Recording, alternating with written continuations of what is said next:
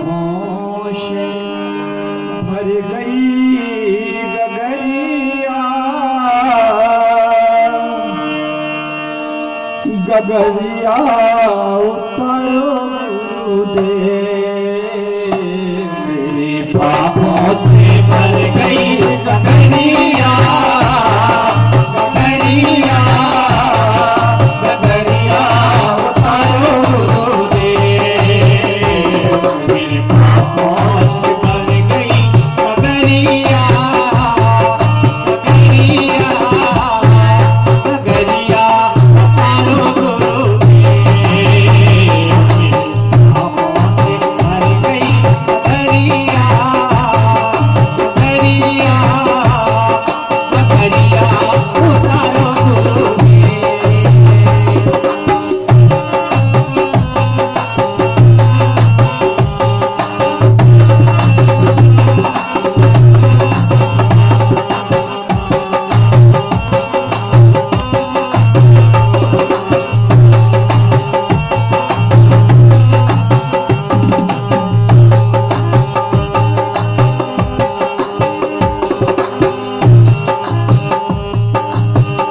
बहुत सहे दुख सह नहीं पाऊं, बहुत सहे दुख सह नहीं पाऊं। उन्होंने कहा तुझे अब किथे जाऊं, उन्होंने कहा तुझे अब किथे जाऊं, उन्होंने कहा तुझे अब किथे जाऊं। राह सोनी है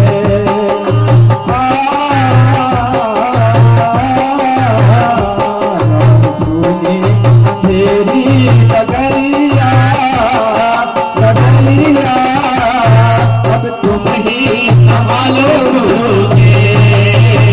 राह सुनी अंधेरी गगरिया, गगरिया अब तुम ही संभालोगे।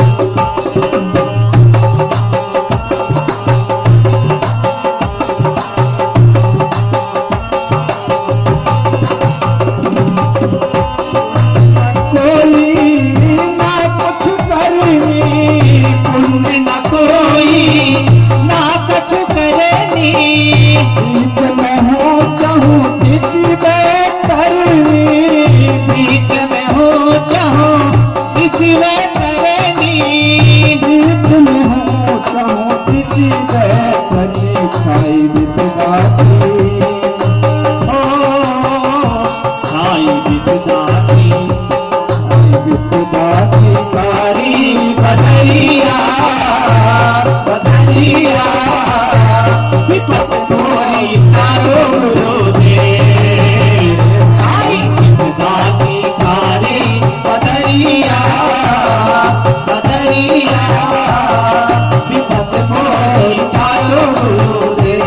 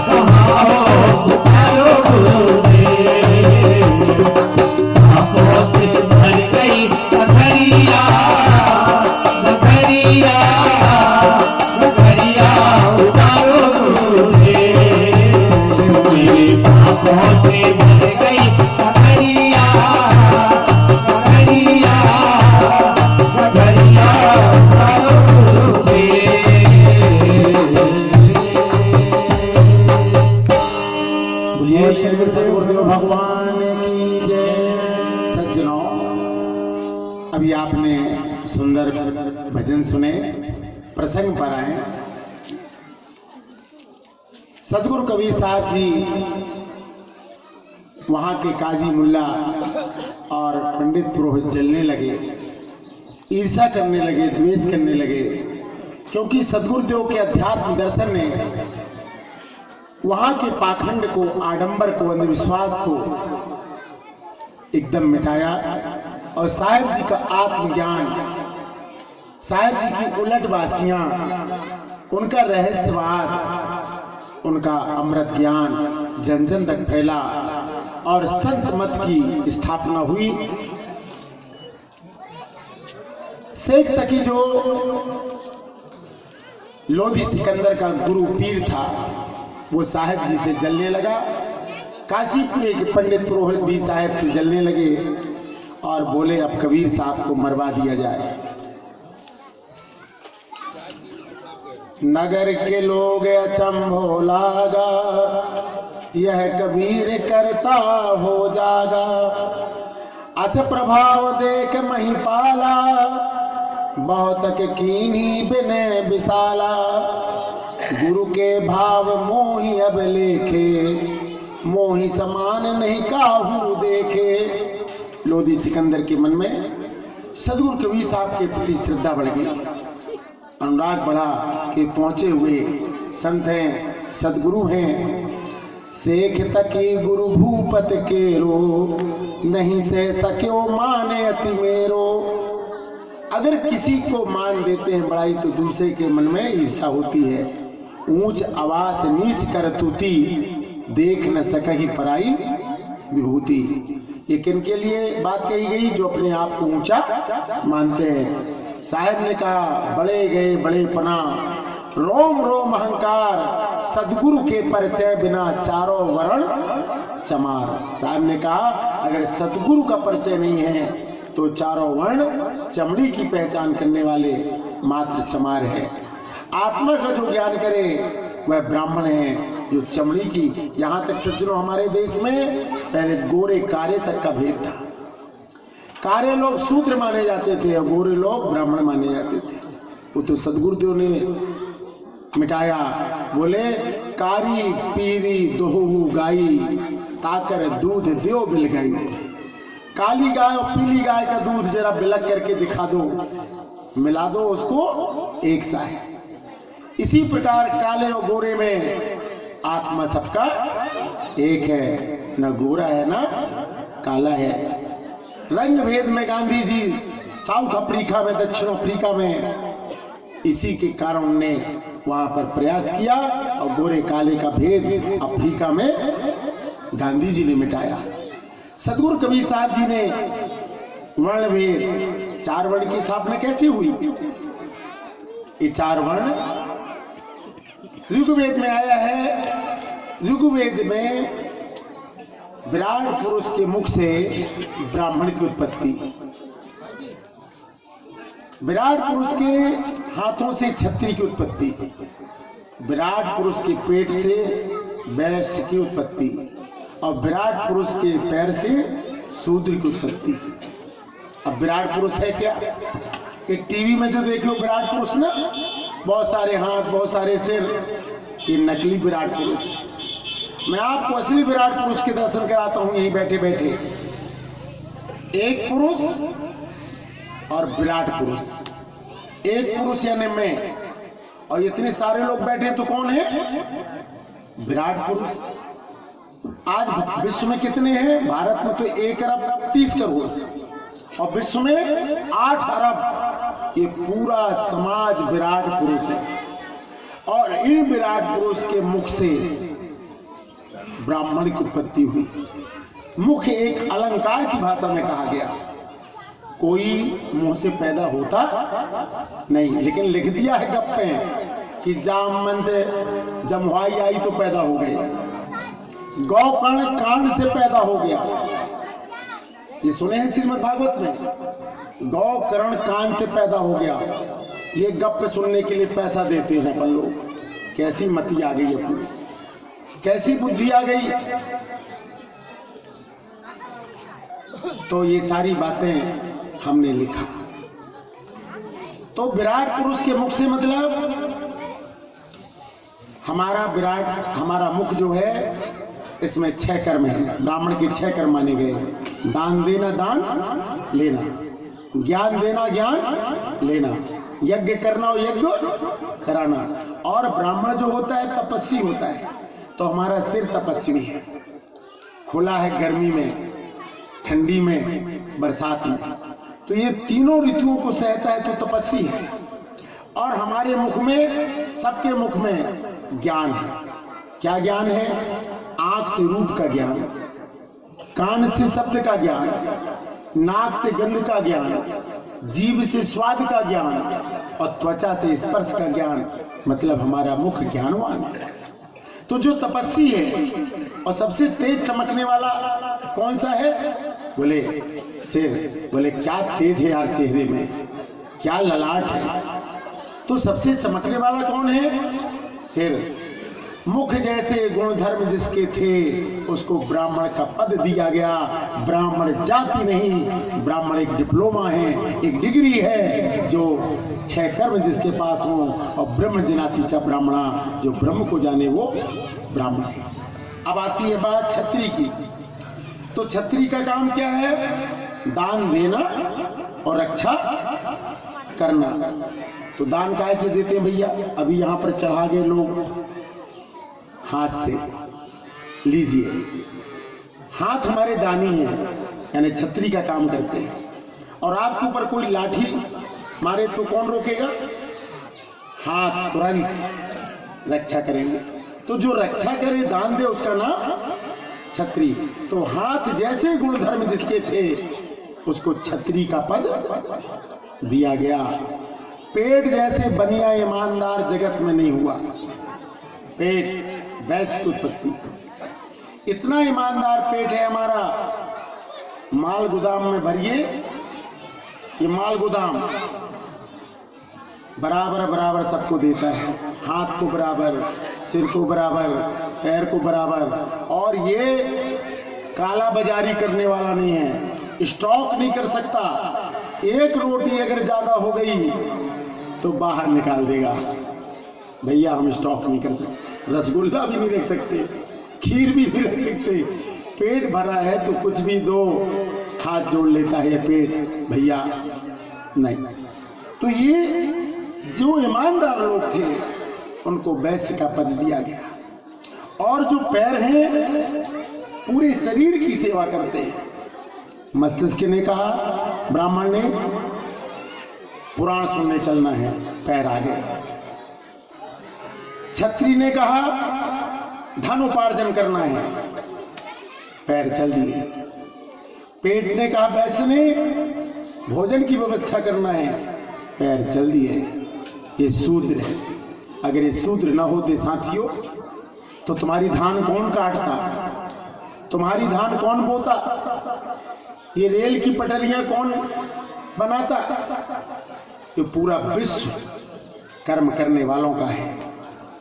इसलिए एक पिता के विपुल कुमारा, पृथक पृथक गुणशील आचारा। पिता है विराट पुरुष, पिता यानी पूरा समाज। और इनमें चारों वर्णों को कर्म के आधार पर वर्ण बनाए गए। लेकिन बाद में जाकर के तू छोटा है और मैं बड़ा हूं, ये भ्रांति आई, जिसको मिटाने के लिए सदगुरु कबीर साहब जी कहते हैं कि ये चारों वर्ण जो हैं ये सब हमारी मान्यताएं हैं। मानुष तेरा गुण बड़ा मनुष्य। और श्री राम ने कहा बड़े भाग मानुष तन पावा। बड़े भाग पंडित तन पावा नहीं लिखा, बड़े भाग क्षत्रिय तन पावा नहीं लिखा, बड़े भाग मानुष तन पावा। इसलिए मानव धर्म से बड़ा संसार में कुछ नहीं। तो ये ज्ञान जब सदगुरु कबीर साहब ने दिया वहां पर समाज को, तो मुसलमान लोग और हिंदू लोग कबीर साहब के विरोधी बन गए, समझ ना पाए। और शेख तकी जो उनका पीर था वो कहता है अब कबीर को मरवा डालें। काजी पंडित कीन बिचारा, जो लहा सनमुख हम बेकारा। के विधि यहाँ से दे निकारी, सब ही कहो निज मता बिचारी। अब अब तो हमारा कबीरपंथी समाज खुद बदलने को तैयार है। बोले आप कबीर की वाणी समझ में नहीं आती, अब तो गोबर पूजेंगे। कबीर का ज्ञान समझ में नहीं आता, क्योंकि कबीर कहते हैं पहले जन्म पुत्र का भयउ बाप जन्म या पाछे। पहले किसका जन्म हुआ? पुत्र का, और बाप जन्म या पाछे। बताओ भैया कबीर सही बोलते हैं कि गलत? पहले पुत्र का जन्म होता है कि बाप का? पुत्र जन्मा की बाप पहले। समझ में नहीं आया? समझ में बताऊं, ये कबीर साहब की उलटवासी है। कबीर साहब की उलटवासी का मतलब है पहले जन्म पुत्र का भयउ। कितनी सच्ची बात बोलते हैं साहब। अरे अपन जब जन्मे तो बाप बन के आए कि बेटा? तो पहले जन्म पुत्र का हुआ, अपन पुत्र बन के आए ना। और जब अपने लड़का हुआ तब बाप बने। बाप हम 23 साल में बने थे और पुत्र बने थे सन 56 में। सन 56 में 3 अप्रैल को हम जन्मे तो पुत्र बने। तो साहब कहते पहले जन्म पुत्र का भैयो बाप जन्म या पाछे। अब हम पहले तो पुत्र जन्मा यानी जीव, और बाप जन्म या पाछे। अब हमने अपने बाप की तलाश की तो किसी ने हमारा बाप ऊपर बैठा है, किसी ने कहा मंदिर में बैठा है। बाप यानी हमारा भगवान। तो हम पहले जीव रूप में आए और अब भगवान की तलाश करने लगे। तो अपने अपने बाप को हमने निर्माण कर लिया। तो सज्जनों, कबीर साहब का जो दर्शन शास्त्र है बहुत समझना है। तो वहाँ के लोग जो थे कबीर साहब की वाणी को न समझ पाए और आडंबर पाखंड को साहब ने निकाला। तो बोले अब कबीर को यहाँ से कैसे निकाला जाए, कैसे हटाया जाए और कबीर पंथ को अपन खत्म करें। इस प्रकार से लोगों ने वहां पर षड्यंत्र किया। शेख तकी कह सुनहु रे भाई, अब कबीर डारे मरवाई। न रहे बांस न बजे बांसुरी, सुनत बचन सब हिन मन भावा। मोहि मारन हित युक्ति बनावा, साह जाए ढिंग की फरियादा। छूटी दो दीन मर्यादा। हिंदू मुसलमान दोनों लोधी सिकंदर के पास गए और बोले भगवान महाराज आप किसके चक्कर में पड़े हैं? ना हिंदू है ना वो मुसलमान, और न जिसके माता पिता जात पात ताके कछु नाही। नहीं हिंदू नहीं मुस्लिम आही। ना वो अपने आप को हिंदू मानता ना मुसलमान। साहब कहते हिंदू कहो तो मैं नहीं, मुसलमान भी ना है। 5 तत्व के पुतला गैवी खेले माए। मुझे कहानी याद आती है, नहीं अभी नहीं बोलूंगा। तेही मैं भूले तुम नर नाहू, अपने पद की खबर न काहू। बोले हे सुल्तान सिकंदर, आपने नहीं पहचाना कि तुम दिल्ली के बादशाह हो और तुम कबीर जैसे फक्कड़ के चक्कर में पड़ गए जो ना हिंदू है ना मुसलमान। सुनत राय मान्यो सोई बचना, जे मारन हित कीन्यो रचना। कबीर साहब को मारने के लिए बुलवाया गया। उनकी जो माँ नीमा थी, जब दूत पहुंचे लोधी सिकंदर के, बोले कबीर चलो। सिकंदर ने बुलाया। नीमा जो माता थी डर गई, मेरे बेटा को बुलवाया जा रहा है, क्या बात है?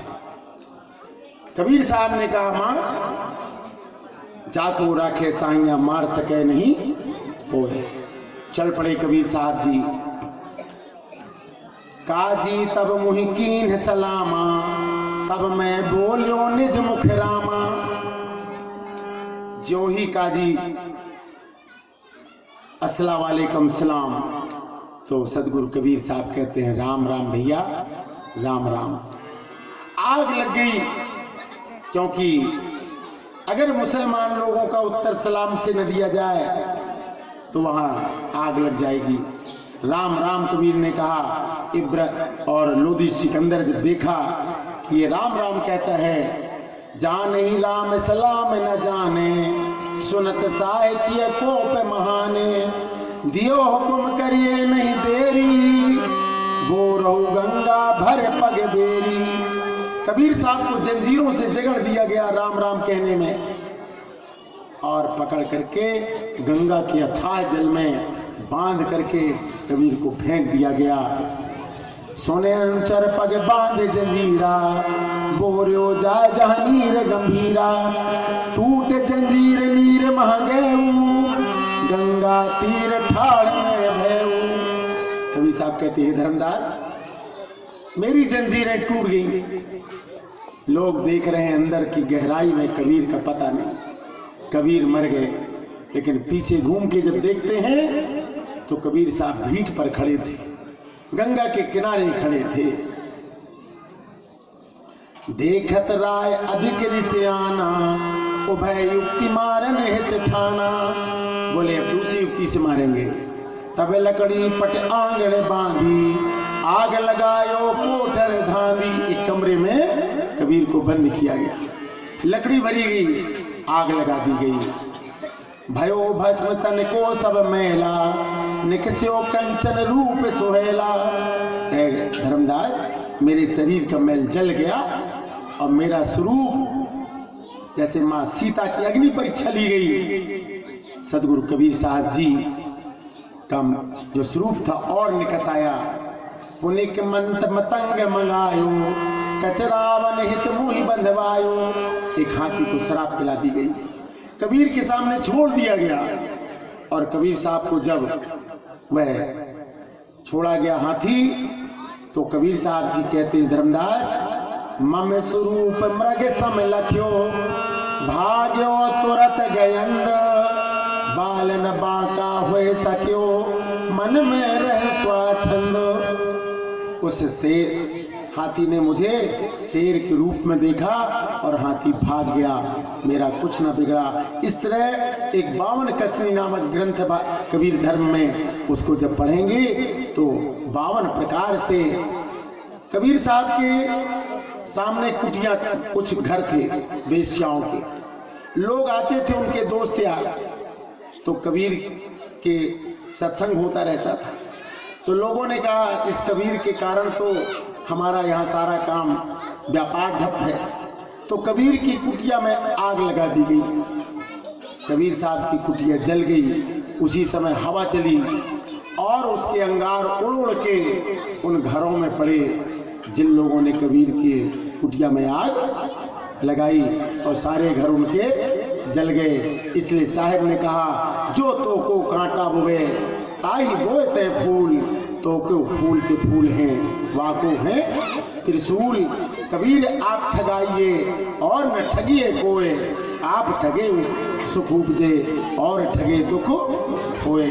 साहब जी ने कहा बादशाह से देख प्रभाऊ, बोलो बचन चरण गहराऊ, देखो करामात गुरु तुम्हारी, अब प्रभु रक्षा कीजिए हमारी। लोधी सिकंदर साहब के चरणों में गिरा, हे गुरुदेव मुझे क्षमा करें, आपकी भक्ति में मैंने बाधा डाला, आपको मैंने दुख दिया, आपको मारने का प्रयास किया।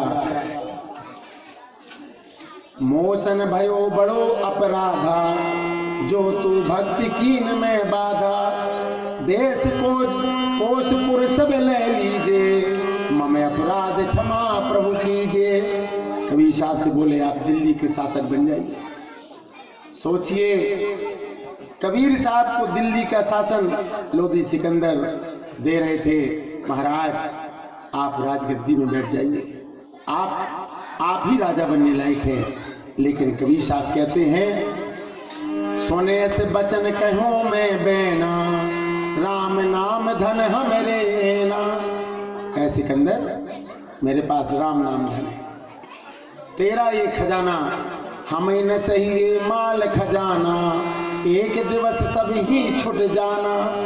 बड़े बड़े महल देखो, जाके घूम के आओ, तीरथ गए फल एक है, ये दिखेगा कि संसार कितना बड़ा है। और हम 2 कमरे के मकान में अहंकार में आ गए, 2 एकड़ जमीन में अहंकार में आ गए। 2 लाख के बैंक बैलेंस में अहंकार में आ गए। संसार बहुत बड़ा है, हमारा अहंकार दब जाएगा। इसलिए सज्जनों, मत कर रे अभिमान रे बंदे, झूठी तेरी शान, तेरे जैसे लाखों आए, लाखों इस माटी में समाए, रहा न नाम निशान रे बंदे, झूठी तेरी शान। साहब कहते हैं कि एक दिवस सभी छुट जाना, सभी देख श्रद्धा अति भारी, त्राहि त्राहि गई चरण पुकारी, यह विधि कसनी भूपत लीना, सो धर्मन में वर्णन कीना, यह चरित्र हम कीनिया, काशी नगर मझार, 2 दीन सब हार गे, कोई न पायो पार। हिंदू मुसलमान दोनों, सबको सदगुरुदेव ने अपना आत्मज्ञान के द्वारा, जीवन दर्शन के द्वारा परास्त किया और साहब का संत मत पूरे विश्व में छाया। और सबने कहा कि संत बड़े परमार्थी, शीतल उनके अंग, तपन बुझा में और की, दे दे अपना अंग। आग लगी आकाश में, झरझर गिरे अंगार, संत न होते जगत में तो जल मरता संसार। भारतीय संस्कृति को बचाने वाले सदगुरु कबीर, लेकिन आज कबीर पंथी लोग कबीर पंथ को नहीं जान पाए और लबीर पंथी बनने लगे, कबीरहा बन गए। कबीरहा का मतलब कभी रहा और कभी ना रहा। इसलिए सज्जनों, मेरा हीरा हेराए गयो कचरे में। साहब कहते हैं, साच कहूं तो मारन धावे, झूठे जगपत्याना, साधु भाई मानुष तन गौराना। एक गजल सुनाओ।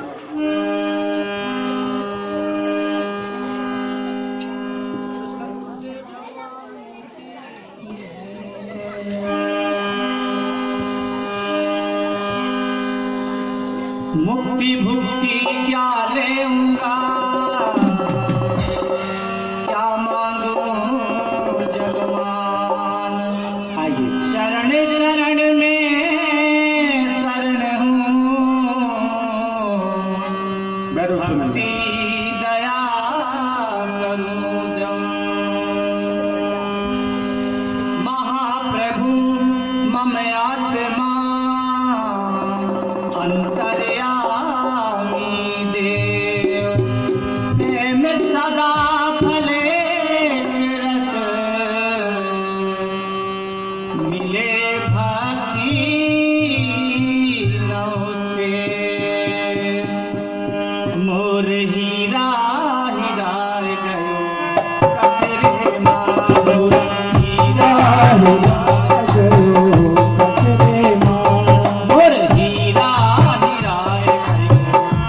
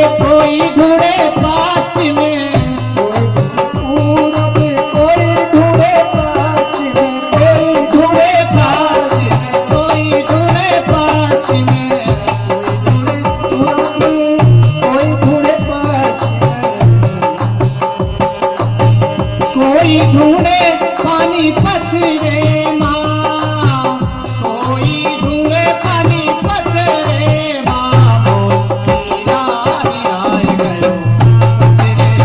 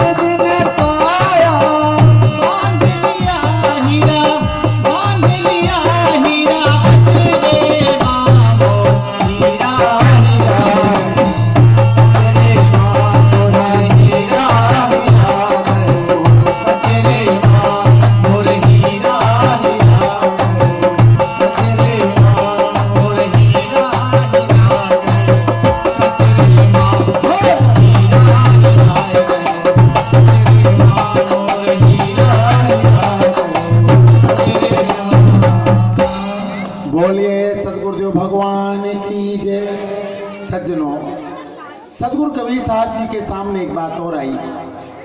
रामानंद जी के आश्रम में जब साहब गए तो गोरखनाथ जो उत्तर भारत के थे, बड़े योगी थे और उन्हें रामानंद संप्रदाय को एकदम भय से ग्रसित रखा था। बोले तुम अपने संप्रदाय का प्रचार नहीं कर सकते, क्योंकि गोरखनाथ शिव को मानते थे, योगी थे।